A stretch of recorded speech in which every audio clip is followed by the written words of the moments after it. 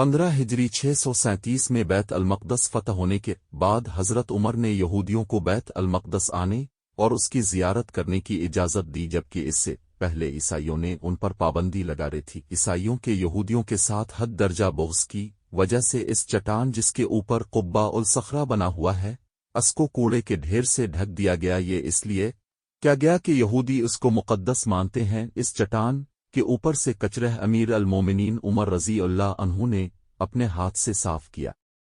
मुसलमानों के नज़दीक इसकी अहमियत इसलिए है कि इनके अक़ीदे के मुताबिक रसूल अल्लाह की मेराज वाली रात इस चट्टान पर से बुर्राक़ उड़ेकर आसमानों की तरफ गया था।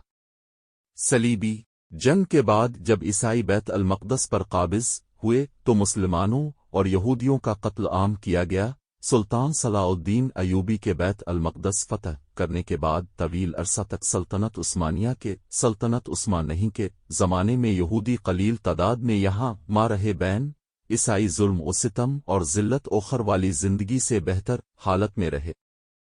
19वीं सदी में यूरोप और रूस में यहूदियों के खिलाफ ईसाइयों में शदीद नफ़रत और मज़ालिम फिर से उभरे। इन हालात में यहूदियों ने ईसाइयों के जुल्म से तंग आकर नक़ल मकानी की जर्मनी, मशरक़ी यूरोप और रूस से यहूदी लाखों की तादाद में बेघर हुए और उनकी बड़ी तादाद अमरीका, बरतानिया और कुछ फ़लस्तीन में आ गई। पहली जंग अज़ीम 1914-1918 में सल्तनत उस्मानिया ने जर्मनी का साथ दिया, लेकिन जब जर्मनी हार गया तो बरतानिया ने सल्तनत उस्मानिया का शिराज़ा बखेर कर रख दिया और मुख्तलिफ इलाके मुख्तलिफ यूरोपी ताकतों के कब्ज़े में आ गए।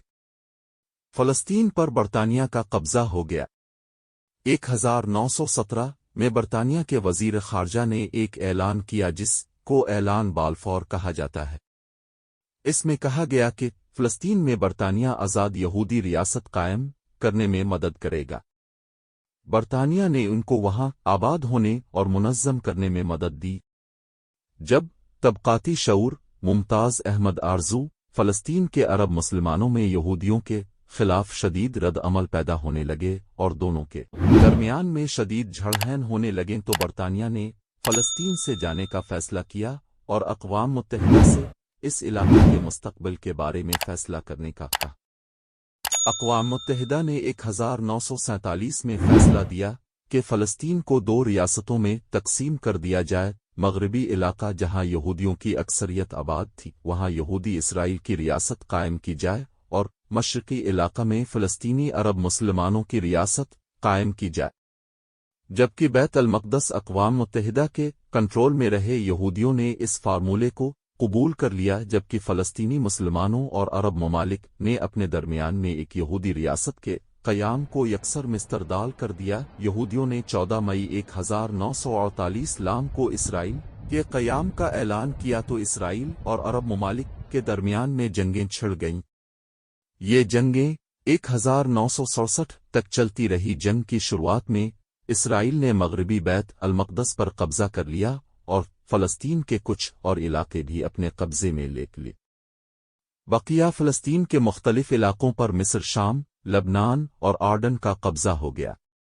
बैत अल-मक़दस का मशरिक़ी इलाका, जिसमें हरम शरीफ और मस्जिद अक्सा समेत मुक़द्दस मकामात हैं, आर्डन के कब्ज़े में थे।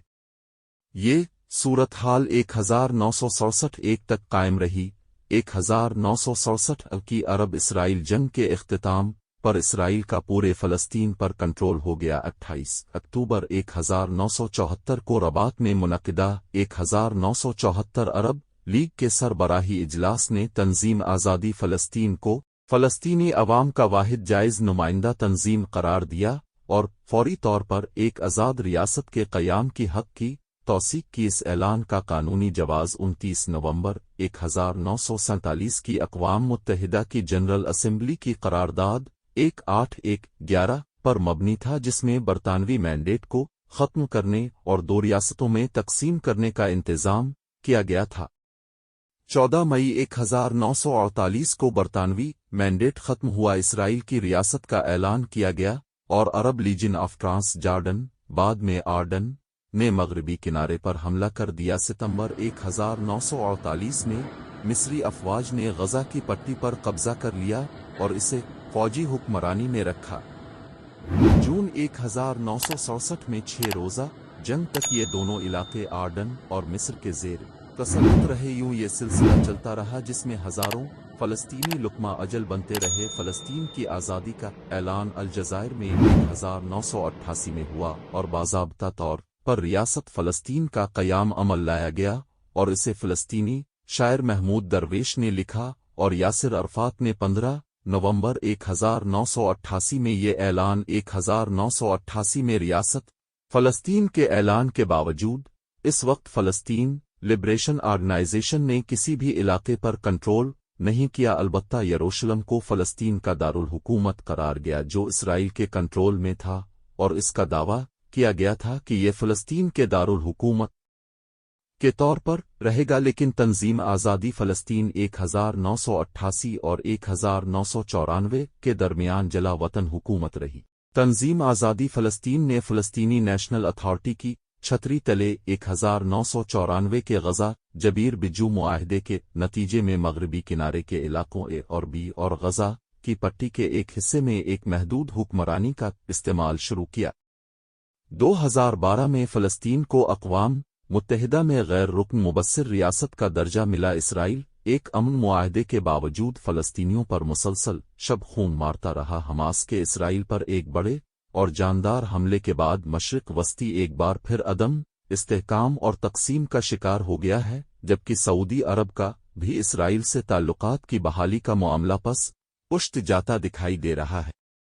एक जानिब ईरान और शाम हमास की हिमायत में आवाज़ बुलंद करते नजर आ रहे हैं, दूसरी तरफ चार नाचार सऊदी अरब के वली अहद और वज़ीर आज़म मोहम्मद बिन सलमान ने भी फ़लस्तीनी सदर महमूद अब्बास के साथ साथ मिस्र और आर्डन के साथ भी बात की है और मोहम्मद बिन सलीमान को कहना पड़ा कि सऊदी अरब फ़लस्तीनियों के हुकूक, उनकी उम्मीदों, अज़ाइम और अमन के लिए उनके साथ खड़ा है।